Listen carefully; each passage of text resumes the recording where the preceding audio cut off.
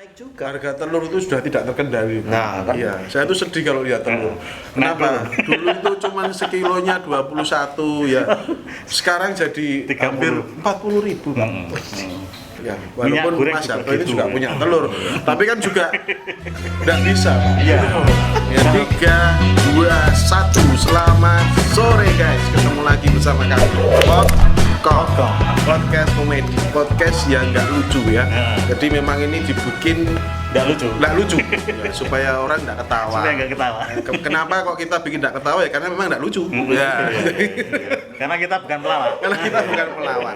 Kita mencoba untuk lucu pun juga susah ya. Karena memang dari awal kita nggak lucu. Nah, ngomong-ngomong soal lucu dan tidak lucu, itu mendingan kita nggak usah ngomongin. Yang penting sekarang kita selalu memberikan inspirasi kepada kalian semua. Betul. Kemudian kita juga selalu memberikan informasi yang terbaru. Nah, untuk yang kali ini nih guys, Edisi tahun tahun 2022, edisi hoki tentunya buat kalian semua. Nah, kita mencoba sekarang kita meninggalkan masa 2021 dengan penuh masa-masa kelam ya. Iya. Masa-masa susah, Karena masa-masa pandemi, corona, Curhat ya? gaji nggak naik, apa-apa nggak naik ya. Sekarang kita mencoba di keberuntungan tahun yang baru. Suratnya jangan panjang-panjang. Mengawalinya Mas Jarto. Ya, Iya, mengawalinya bahwa kita ini kan kemarin habis kena pandemi nih ya. Pandemi. Kita habis Lama, kena 2 pandemi tahun. lama 2 tahun, hancur lebur sudah. Itu dulunya gandeng sekarang jadi gandeng sekali ya. Nah, Pak Harto itu juga nanti penampakannya setelah pasca pandemi seperti ini, maka ini kita mencoba untuk bergerak ke depan, bergerak lebih bagaimana kita bisa survive kembali. Betul.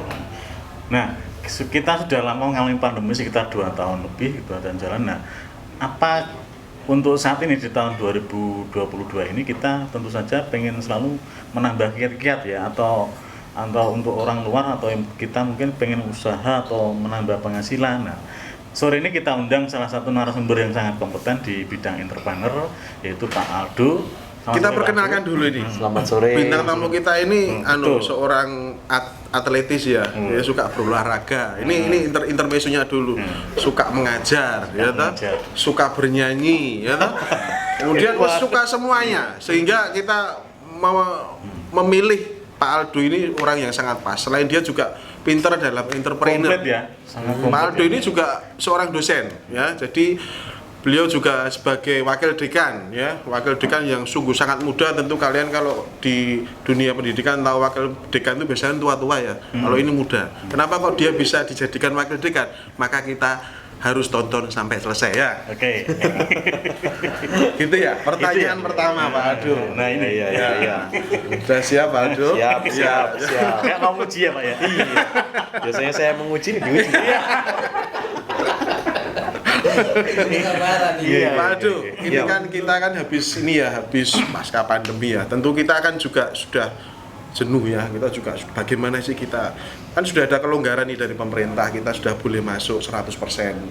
Kemudian kita juga sudah beraktivitas normal. Walaupun masih dalam tetap prokes, aturan itu tetap harus dijalankan.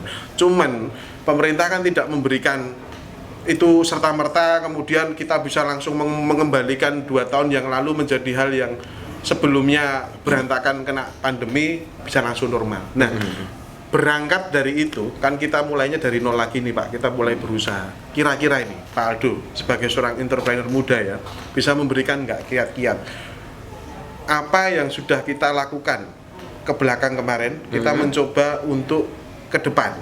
Itu kalau kita kemarin selalu berusaha dengan bagaimana kita tidak terkena virus ya.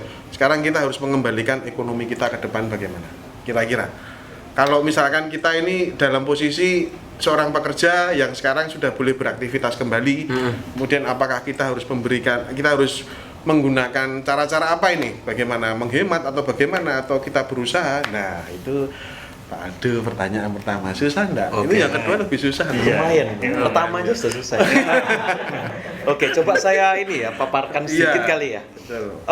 Entrepreneur itu kita lihat etimologinya dulu, asal mula katanya itu berasal dari bahasa Prancis entreprendre, itu an undertaker. Artinya apa? Menyelesaikan sebuah masalah. Nah, menyelesaikan sebuah masalah ini yang dimaksud di dalam konteksnya ini adalah kita cari peluang. Peluang apa yang ada, terus kemudian kita ubah itu peluang itu menjadi sesuatu yang lebih baik lagi. Meresikokan sesuatu dengan nilai yang lebih baik lagi. Nah, dengan adanya peluang yang ditangkap tadi, ini gimana caranya kita mengganti itu? Itu adalah peran dari entrepreneur sendiri. Nah, itulah kenapa kok sering banget atau sering kita dengar ya, orang menggaungkan ayo jadi entrepreneur. Bahkan entrepreneur itu menjadi tonggaknya sebuah negara maju atau tidak dari jumlah entrepreneurnya.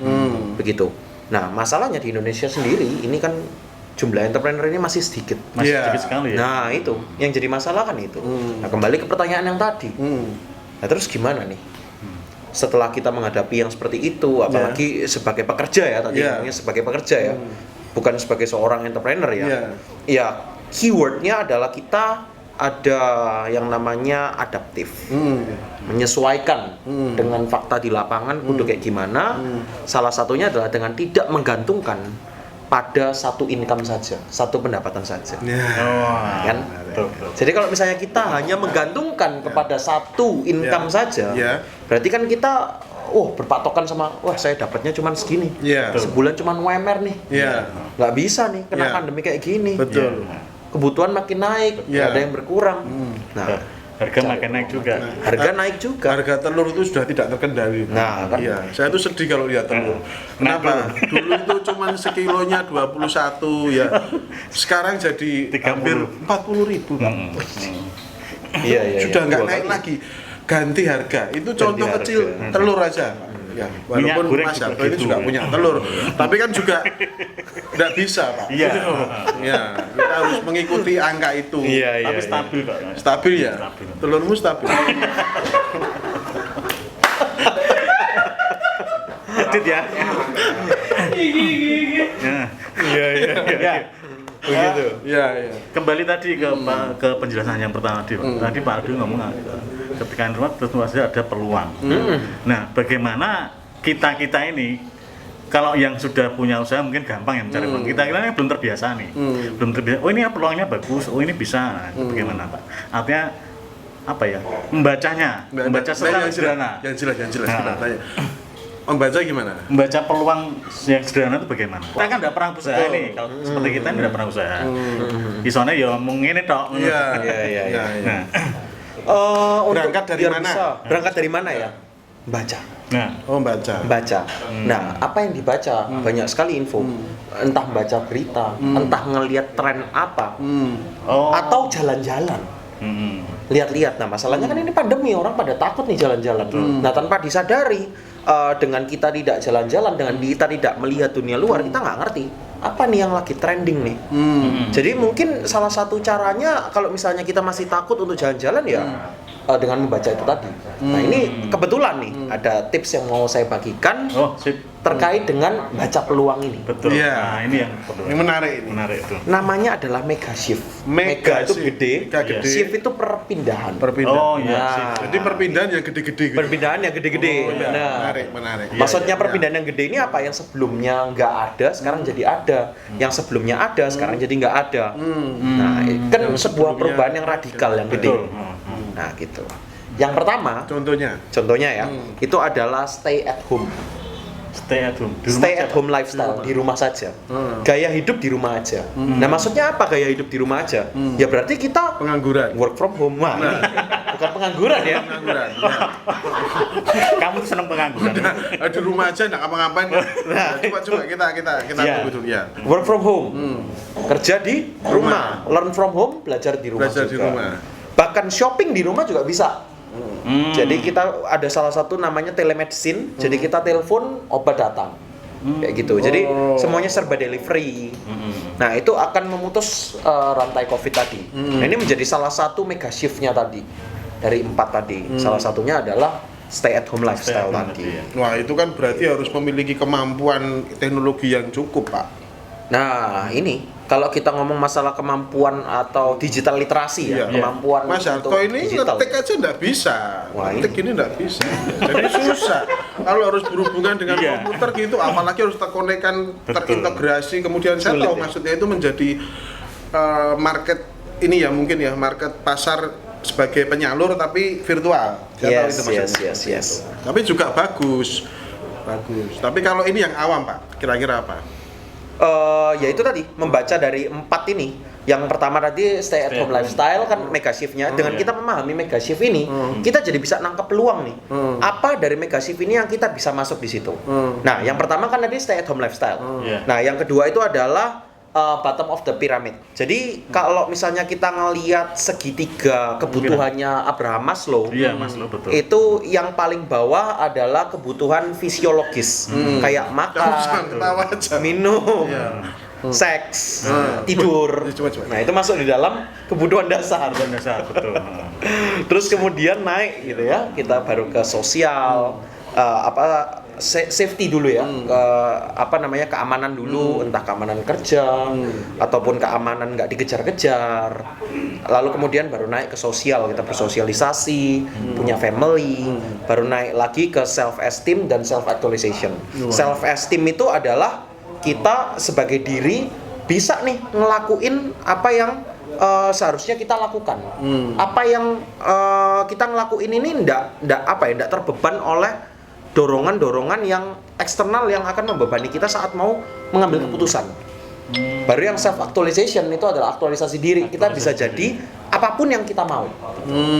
Mau besok berangkat ke Singapura juga bisa. Itu self actualization. Karena pandemi, pariwisata tutup, lalu kemudian banyak sekali yang harus dirumahkan dan lain sebagainya, ekonomi finansial semakin berantakan, balik ke bottom. Jadi orang yang posisinya sudah di atas self actualization terpaksa turun ke yang bawah fisiologis. Jadi mereka akan memenuhi kebutuhan fisiologisnya dulu, kebutuhan fisiknya dulu, kebutuhan pokoknya dulu tadi. Nah, itu yang mega shift yang kedua. Nah, dari mega shift pertama kedua aja kan sudah bisa nampak tuh. Peluangnya apa yang bisa kita ambil untuk jadi wirausaha. Peluangnya. Jadi kita sebagai Contohnya apa awam ini berarti harus disarankan sama Pak Aldo adalah kita harus pintar-pintar membaca peluang. Contoh misalkan. Contohnya? Ini ada kentang, kan nggak dimakan. Coba kita cicipi. Ini kan peluang juga Pak. Ya, peluang ya, ada makanan yang tidak dinikmati. Contoh. Real. Tapi ini peluang nek dimakan rugi. Kenapa? Rugi. Kan kita peluangnya harus profit kan. Profit. Nah, ya ini contoh Iya. aja. Kalau sudah ada kita manfaatkan. Tapi Iya. kalau yang belum ada, Iya. Diada-adakan.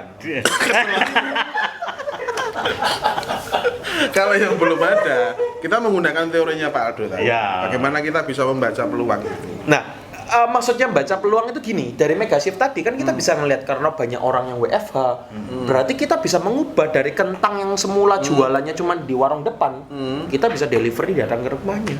Keren. Iya, dari yang pertama kan, stay at Itu home nggak perlu lifestyle. orang pinter-pinter loh. Nggak perlu, nggak Cukup perlu. dia bisa WA aja cukup. Iya. Dia bisa bikin grup, dia bisa share, dia bisa foto. Bagaimana cara dia mempromosikan dengan kata-kata yang bagus. Nah, itu Kemasan bisa open PO bagaimana? kan? Iya, betul. Nah, itu sudah. Selesai. Apa tuh dari yang Satu, pertama? Yang pertama dapat ya. Dari yang kedua masuk juga kan jualan kentang. Dari yang sebelumnya karena kita gini aja contohnya yang menarik ya.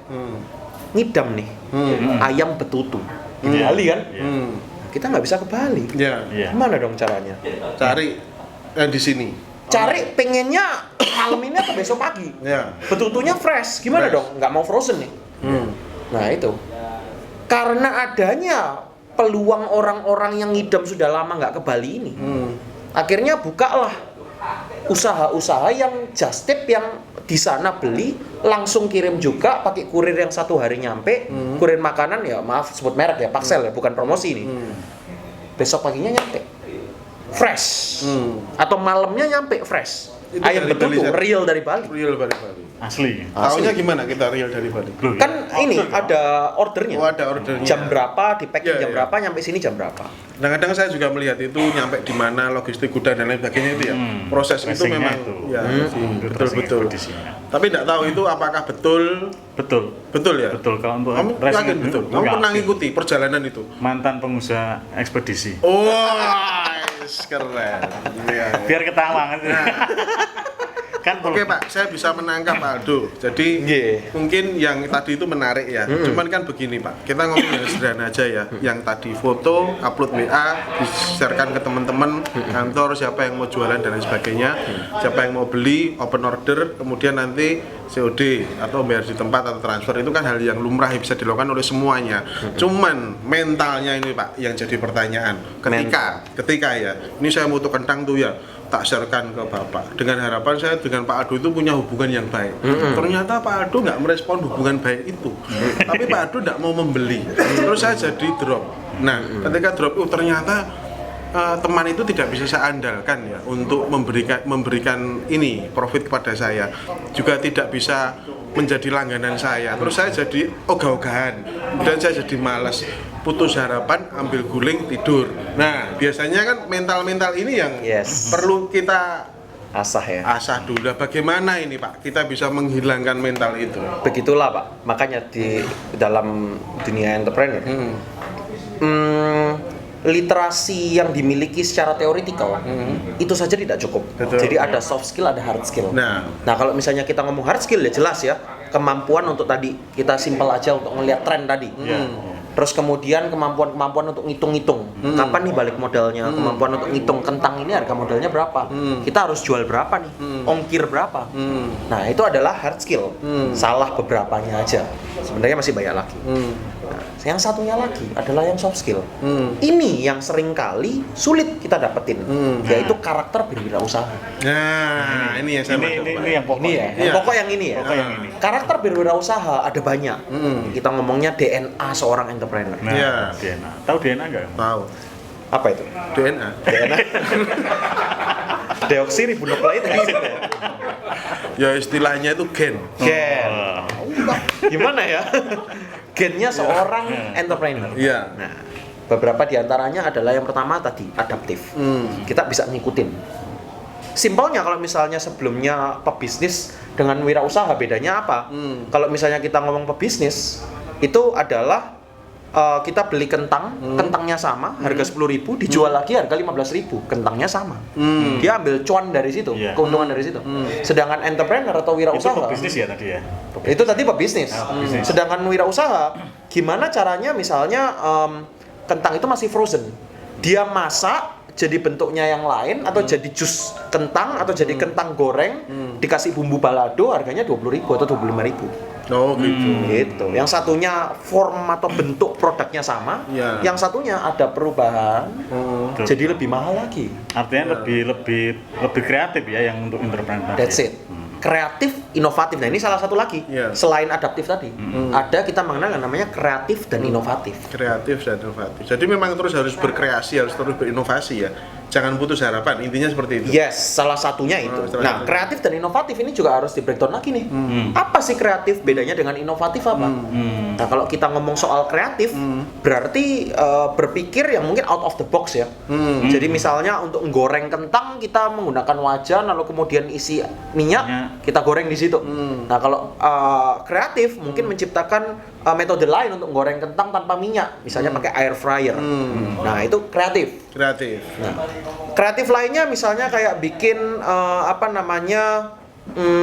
sebuah mobil yang mana dia lebih hemat bahan bakar atau tidak ada drivernya, pengemudinya. Oh iya. Nah, iya, itu iya. kreatif. Autopilot. Autopilot. Iya, iya. Tapi kalau yang inovatif itu kreatif plus komersialisasi, plus duit. Jadi maksudnya apa? Dia punya ide yang unik, tetapi dia juga punya nilai jual. Misalnya seperti driverless car, nggak semua orang bisa beli. Karena mungkin harganya tinggi banget. Betul, Apa itu? Betul. Yang mobil tanpa ini, punya Autopilot. Tesla itu, autopilot. Iya, autopilot. Nah, kalau Tesla. misalnya Tesla. yang inovatif, itu adalah ide kreatif tadi ditambah bisa dijual. Nggak cuma sekedar kreatif doang, Iya. nggak cuma sekedar unik doang. Iya. Iya. Tapi bisa dijual, orang bisa membeli. Yes. Termasuk Jualnya. misalkan kemasannya. Iya. Benar. Misalkan kentang ini kamu bungkus dengan emas, kan orang nggak bisa beli, walaupun kamu kreatif. Iya. Benar banget. Dan itu Karena terlalu, emasnya tapi mahal. kalau itu terlalu kreatif. Terlalu kreatif ya. Terlalu kreatif dan konyol, mungkin. Konyol. Kentang dibungkus emas. Kreatif. Kreatif. Iya. Tapi nggak inovatif. Nggak inovatif. Inovatif. Betul-betul harus dua. Ya mata- karena nggak inovatif tadi ya jadi 800.000. 800.000. Berarti betul dua mata sisi, dua mata uang ya. Iya. Satu kreatif dan inovatif tadi harus selalu. Ini yang harus ditanamkan di mindsetnya teman-teman ya, bahwa kalau menjadi seorang entrepreneur, menjadi mau berusaha ke depan itu harus memiliki jiwa entrepreneur dulu.